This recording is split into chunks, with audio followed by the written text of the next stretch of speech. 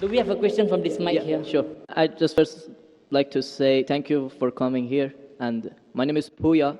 So I'm a student drama, and I come from Iran, not Iraq. Iran, the old name Persia. So I come from a religious family. My family are Muslim, but I born as a Muslim, but I didn't want to born as a Muslim because, so as a family I born, but still I haven't accepted Islam because of some certain points. My main question was about the time, like Asian time, back to the 1,000 years ago, when the time the Islam come to my country and we became a Muslim. So as I read in the history and those kind of stuff, I found it out that the Arab countries, so they attacked my country and they invade my country and they brought Islam by force without my king accepted. So Persia was an old country and it was the most civilized country from the ancient time until now. We believe a real God, we were worshipping a real God, and our religion was Zartosh. So he was a prophet also. So we believe in good deeds, good thought, good words. So even Cyrus the Great, he was the king of the world and he was doing a lot of good things. Even some people, they was confused that they called him Messiah, Masih. He was doing many good things, but he was never said, I'm a prophet, I'm a God. But even though that king, when he attacked the other country, he never killed a civilian, he never raped a woman, and he never made them to change the religion. Even somebody was worshipping a cow, he respect for them, even though he was worshipping a real God. He could make them to worship also same as what is worshipping. But in the Islam way, if you're going to promote your religion, doesn't mean that you have to force it to somebody else or you have to make them to accept that religion. Because, human being means freedom. So anyone, they should have a right, human rights. So maybe those people, they didn't want that religion. So why they have to attack and, to bring it by force? That was the main question that make my heart a bit, to make me my belief go down. So. Brother, are you Parsi? Pardon? Yeah, I'm from Fars. Are you a Parsi? You mean Farsi? Are you a Parsi? Are you a Zoroastrian? No, I'm not following any religion. You don't belong to any religion. I don't believe. But you said your parents were? My parents are Muslim, but because of this confusion stuff, I never try to follow the religion. I just believe in real God and doing the good things. So you believe in real God and good things. What are the good things? Where do you get the good things from? Good things like I don't harm the others. Whatever I'm doing, not try to harm the others. That's the first thing. As much as you can do the good things, even helping the others, and believe in the real God, not worshipping a stone or leaf or whatever. And I believe God is single. But I didn't. So you have your own philosophy. So you want to bring a new religion.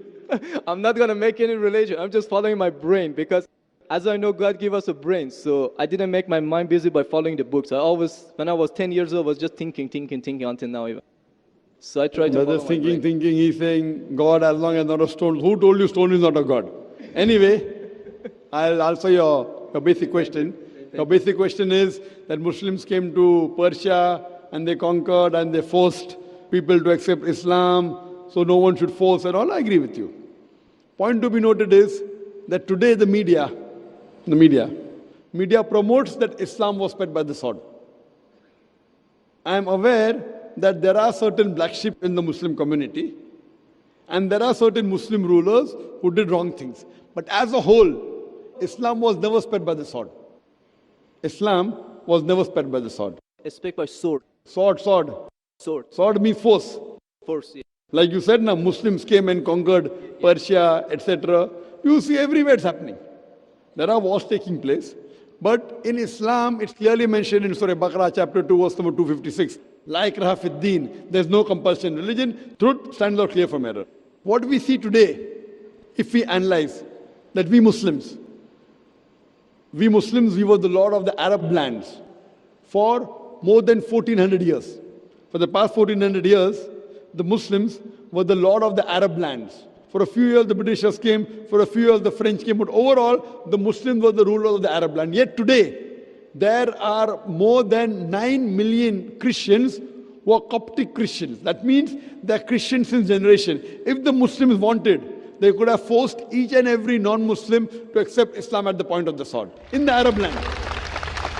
These more than 9 million Coptic Christians, they are giving Shahada. They are bearing witness that Islam was spread by the sword.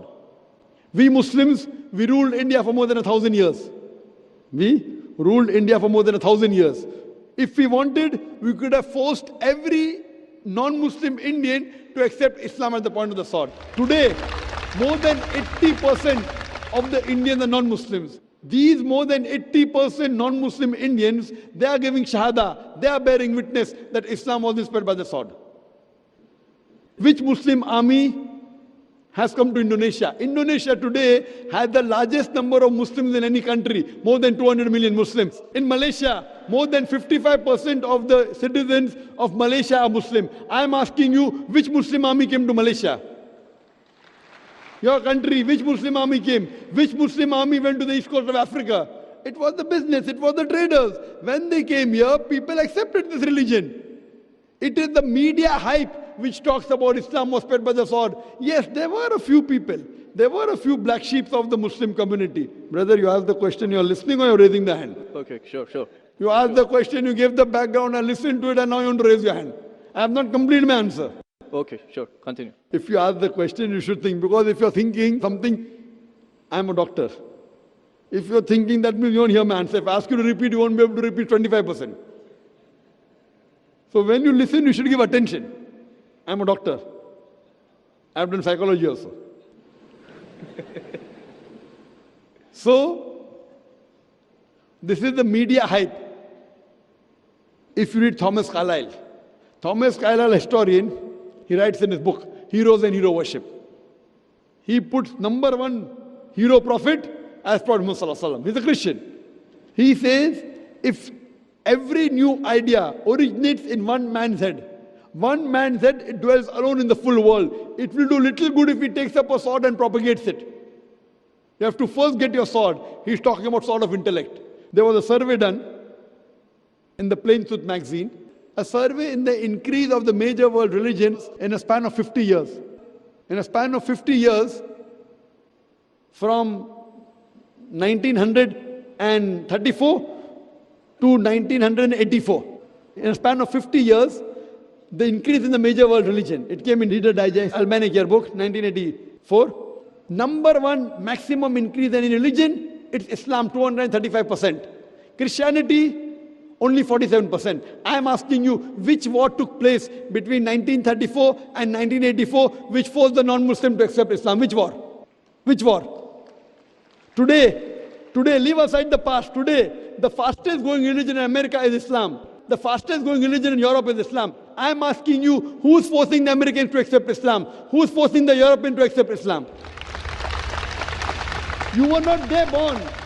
Were you present in the past? Arabs came to my land and forced. Where were you present? This is history. Many things in history is false. So that's what? Okay.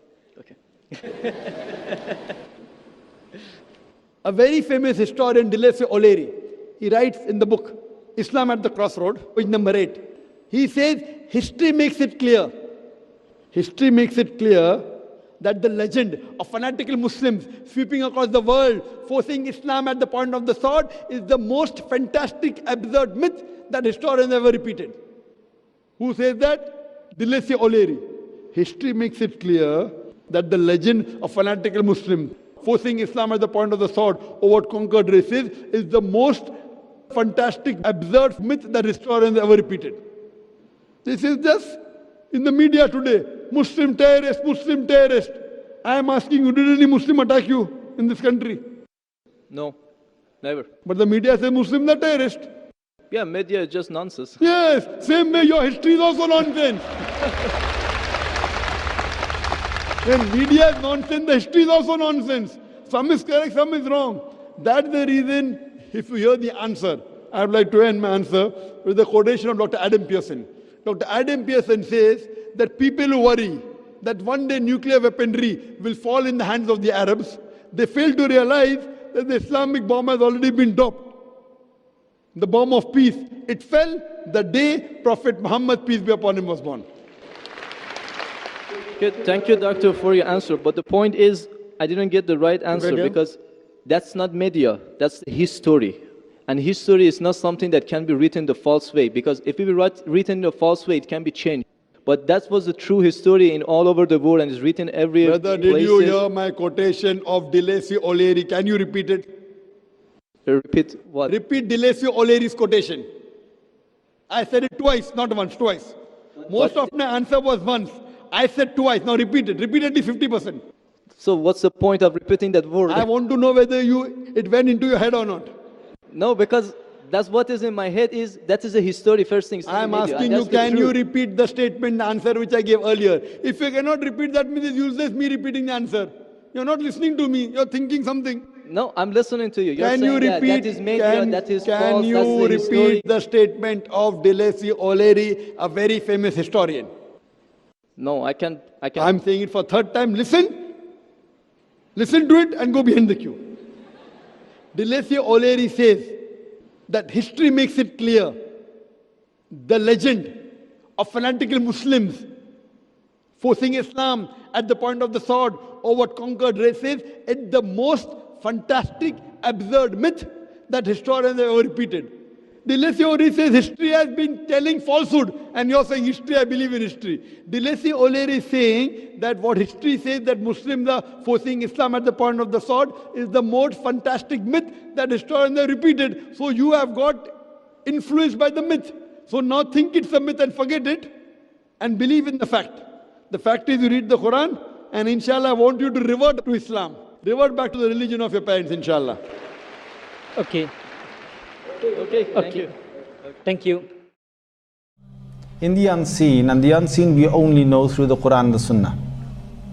No person can know the unseen in its entirety except through the Quran and Sunnah. And we have Allah subhanahu wa ta'ala who has been very merciful to us to tell us what is happening in the unseen. Belief in the unseen is a very fundamental characteristic of a Muslim.